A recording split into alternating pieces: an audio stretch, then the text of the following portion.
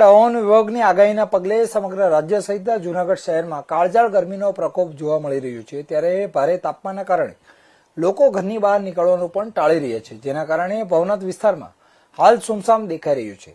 સામાન્ય રીતે ઉનાળાની રજાઓ દરમિયાન ભવનાથ અને ગિરનાર વિસ્તારમાં મોટી સંખ્યામાં પ્રવાસીઓની ભીડ જોવા મળતી હોય છે, પરંતુ આ વખતે 40 થી 42 ડિગ્રી સુધી પહોંચેલા તાપમાનના કારણે પ્રવાસીઓની સંખ્યામાં નોંધપાત્ર ઘટાડો જોવા મળી રહ્યો છે।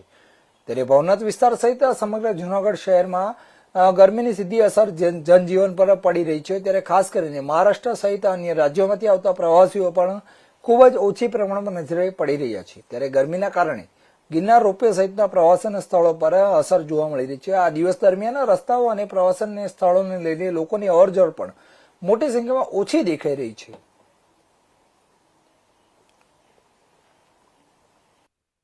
હવામાન વિભાગની આગાહીને પગલે હાલ સમગ્ર રાજ્યની અંદર જ્યારે કાળઝાળ ગરમીનો પ્રકોપ જોવા મળી રહ્યો છે, ત્યારે વાત કરીએ જૂનાગઢની તો જૂનાગઢ શહેરની અંદર પણ જે છે તે હાલ 40 થી 42 ડિગ્રી જેટલી ગરમી જોવા મળી રહી છે।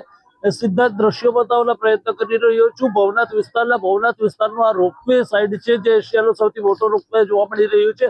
ત્યાં મહારાષ્ટ્રથી મોટી સંખ્યાની અંદર પ્રવાસીઓ જે છે તે હાલ એકલ દોકલ આવી રહ્યા છે અને રોપવેની સફર માણવા માટે જઈ રહ્યા છે। હાલ 42 ડિગ્રી ગરમીની અંદર પણ જે અહીંયા ભીડ જોવા મળતી હોય છે, સામાન્ય ઉનાળાની રજાઓમાં તેની સીધી અસર આ ગરમીને કારણે જોવા મળી રહી છે। ખૂબ જ ઓછી સંખ્યાની અંદર જે છે તે પ્રવાસીઓ આવી રહ્યા છે। ભાવિક જોશી, ઇન્ડિયા ન્યૂઝ, જૂનાગઢ।